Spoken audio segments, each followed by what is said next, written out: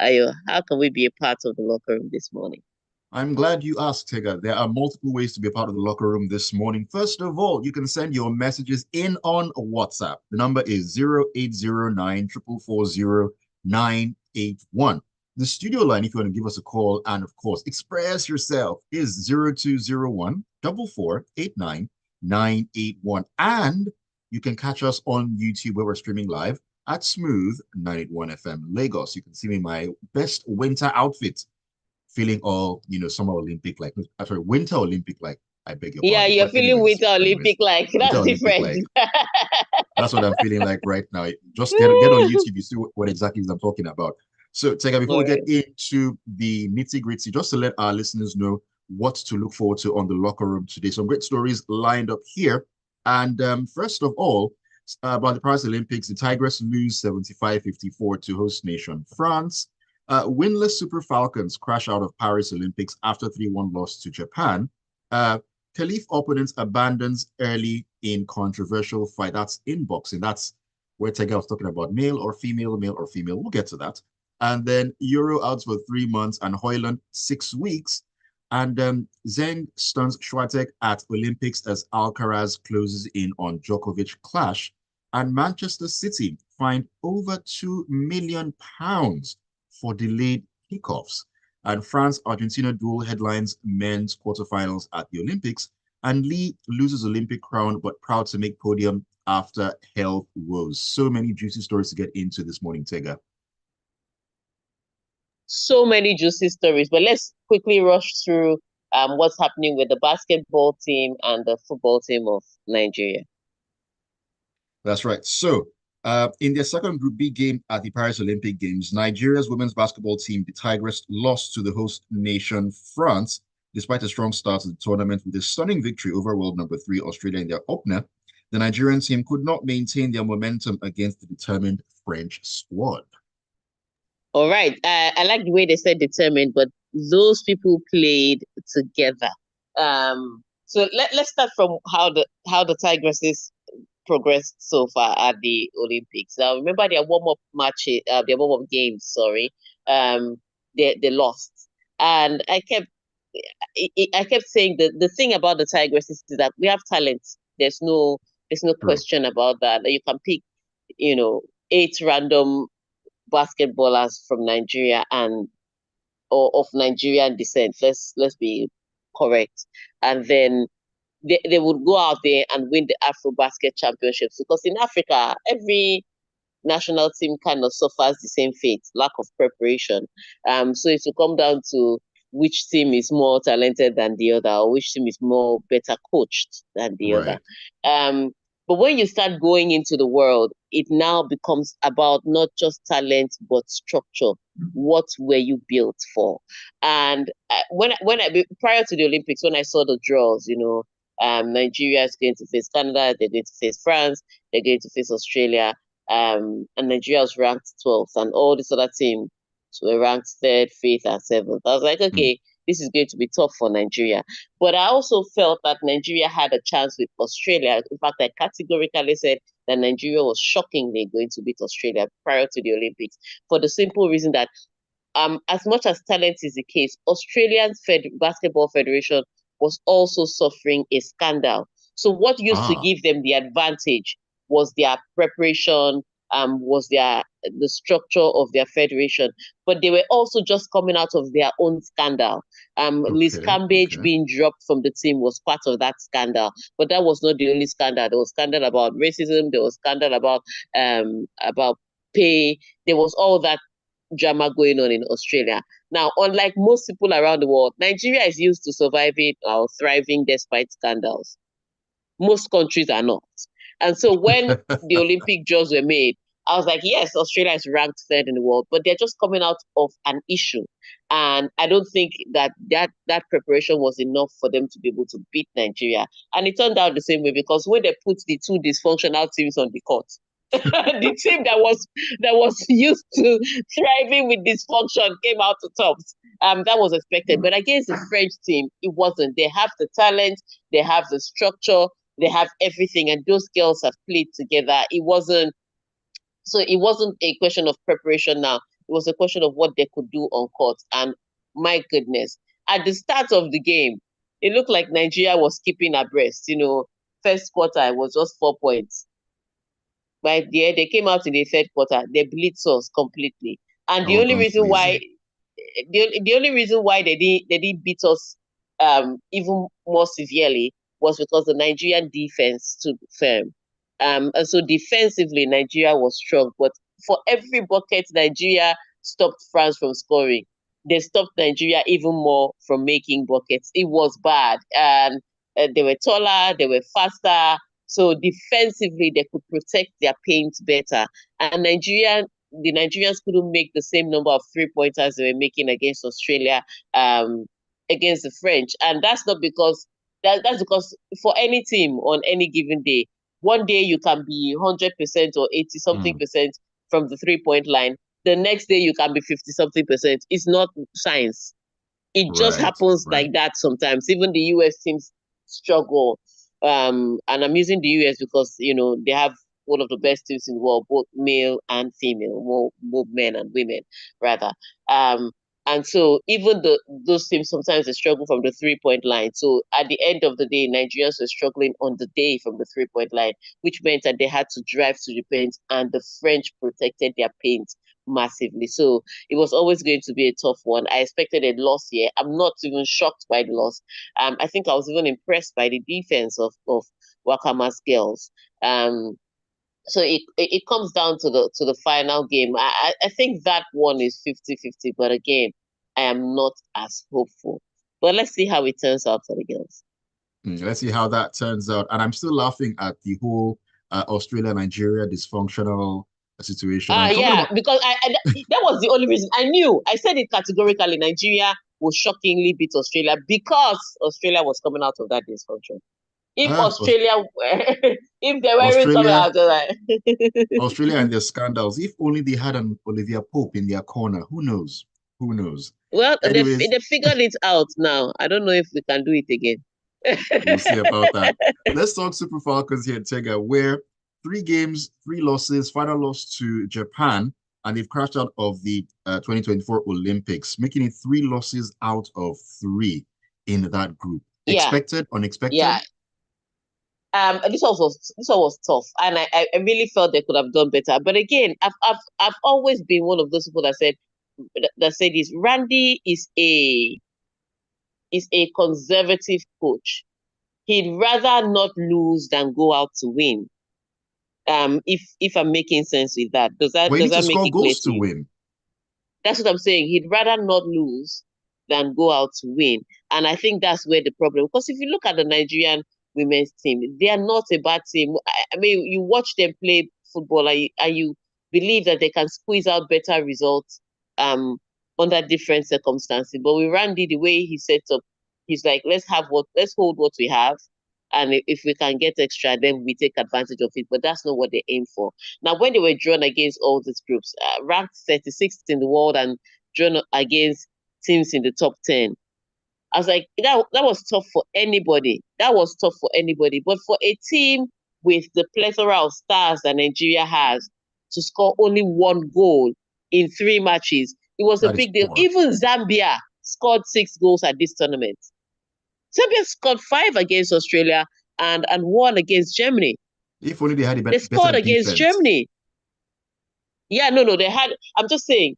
So if it's not a question of better defense, the point is, are you good generally? Which is why I say Randy would rather have what he holds. Which is why Nigeria looked solid defensively, but what they were doing was surviving.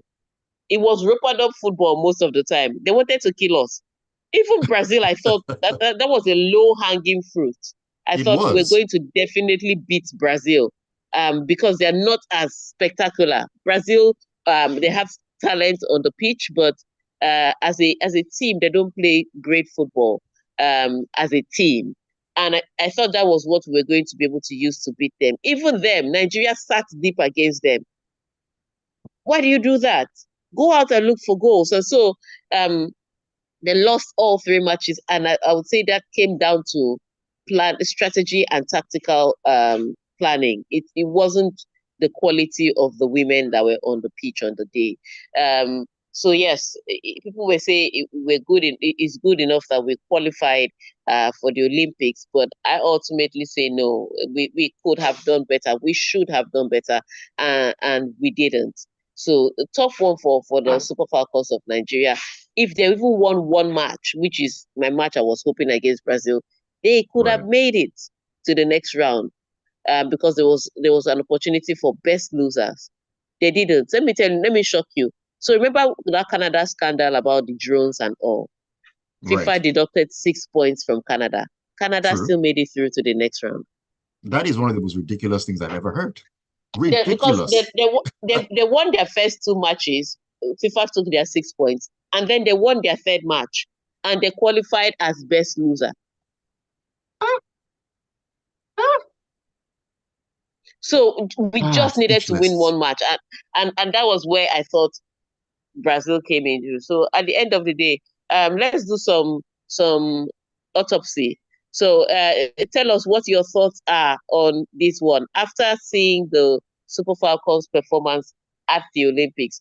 Do you think that Randy Waldrum should still be the coach of the Super Falcons of Nigeria? The numbers to send your messages to are 0809 440 981. 0809 440 981. That is the WhatsApp number. All all right, all right. right, all right. And while we wait for those calls, before we go on a break, let me quickly touch on one of the big issues, Adi, or not the big issues, the big deals happening at the Olympics. Yes, this is a big deal. So all eyes will be on the Olympics this summer, and especially today because track and field starts. Whoop, Yes, whoop, all of you that have been waiting, when is track whoop, and field whoop. starting? It's today. So all eyes will be on the Olympics, and Visa is the exclusive payment technology partner of the Olympics. Now you can watch your favorite athletes compete at the Olympics at home or abroad, proudly supported by Visa, the exclusive payment partner for the Olympics. Now, already at each edition of the Olympics and the Paralympics, Visa provides the technological advancement payment system for both tournaments. Now you can use that through your devices and on your favorite payment portal. In addition to providing payment services, Visa has also developed a tradition of programs that have celebrated and supported more than 500, wow, Olympic and Paralympic athletes through Team Visa program since the year 2000, providing the tools and the resources that these athletes need to be successful both on and off the pitch. Now, from Nigeria, we have our attention on our very own Toby Amusan, world record holder at the 100 meters hurdles, and Mhm. Goodness Chukwu Nwachukwu, gold medalist and world record holder at discus with a throw of 36.56 meters. So use Visa, the exclusive payment technology partner at the Olympics. They are proud to support and enrich the experiences of athletes and fans and Paris to come to the world stage and enjoy such a spectacle that is the Olympics. Such a spectacle, and a spectacle it really has been. And of course, Tega, as you've mentioned, track and field will begin today. So a lot of people have been waiting impatiently for that to see all their favorites strut their stuff and do their thing out there in Paris. All All right, all right, so right, all let's right, take all that right. quick break. When we come back, is she male? Is she female? We'll find out.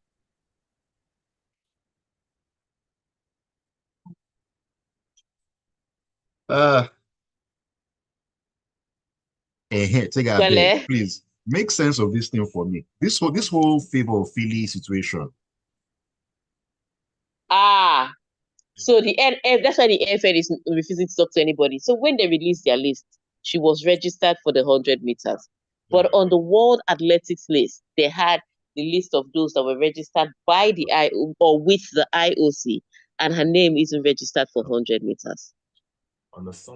So was that an administrative error from So our own they part? were claiming, AFN have been claiming that, AFM have been claiming that they sent the list to the Nigerian NOCO, and this is the list that they sent to Nigerian NOC. NOC has has not said anything so far so good. But AFN is claiming that they sent the list and they registered her. IOC is like, nope, you didn't. Now, wow. But the girl qualified. So the error is Nigeria's own, which is why if you call any AFN person or NOC person, they're not giving interviews. They just sit down there and spoil people's lives. After all that hard 8 work, years. two Olympics in a row. Yes, 8 years wasted of that girl's life. Idiot. She now decides that she's not doing it again. You'll be saying, It's other people that will be saying, I mean, I don't used to say those kind of things because me, I know the system. It's very easy for Mikelobi to open his mouth and talk.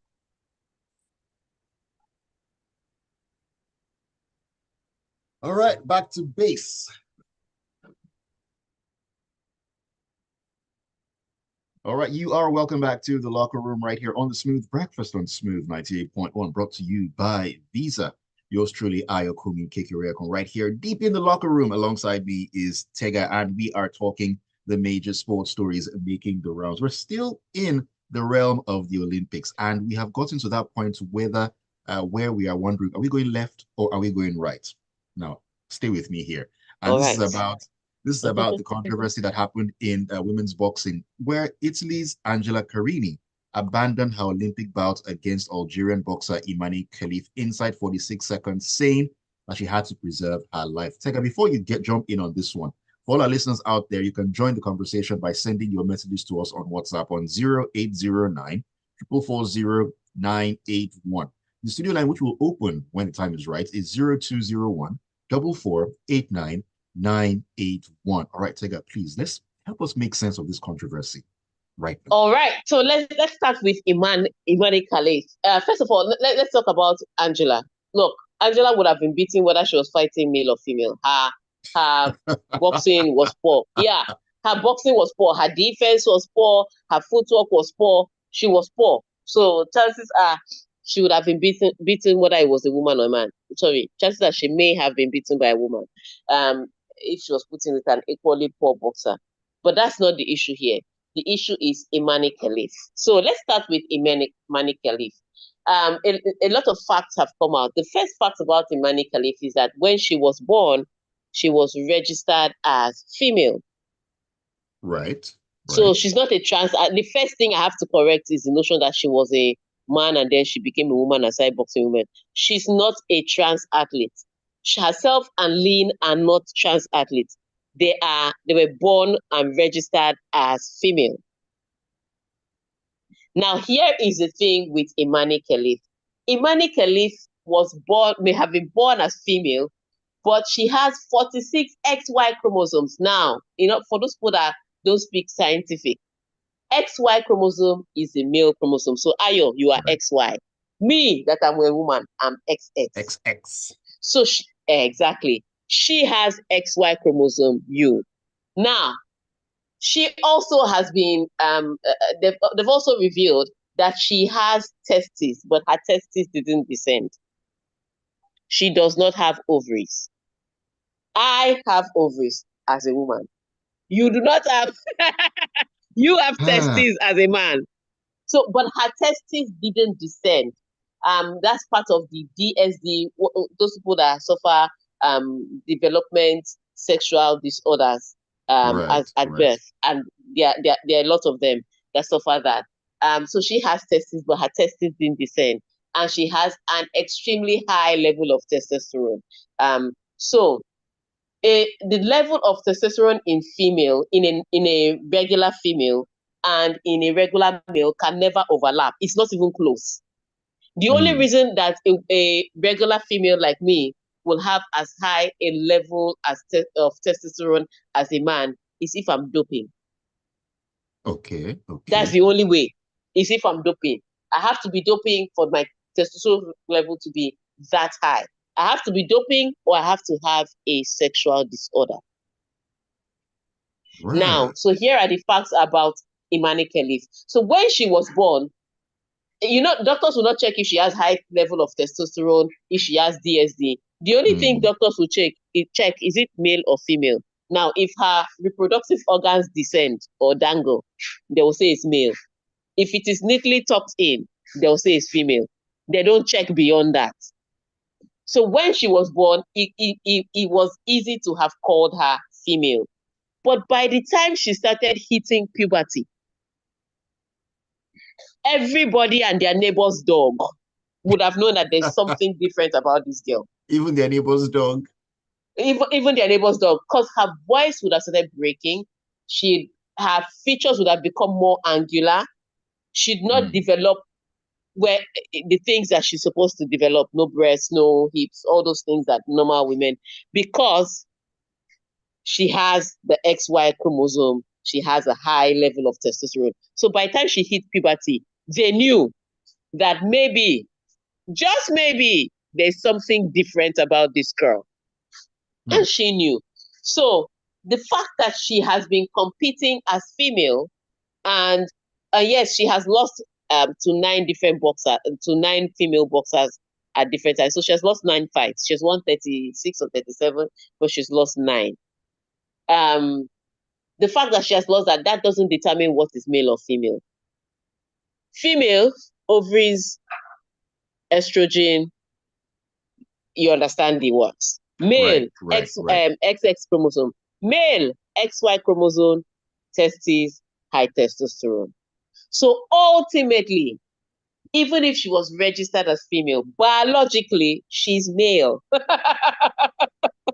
And so what in the bid to be inclusive in our sports, it's 2024, they started saying, okay, even if you're born with this disorder, you have to take